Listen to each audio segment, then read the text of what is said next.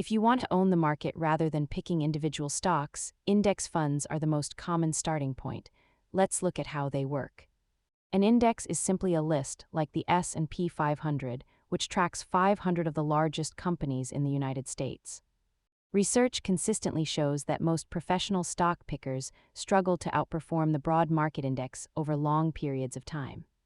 Index funds provide instant diversification, keeping your costs low and removing the stress of trying to time the market.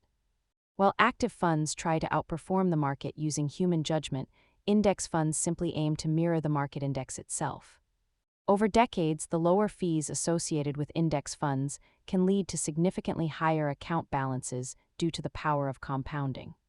Remember, the goal of this strategy is not to win a race against the market, but to capture the growth of the entire economy. Thanks for watching. If this helped you understand index funds, hit subscribe for more money basics and save this video for your research.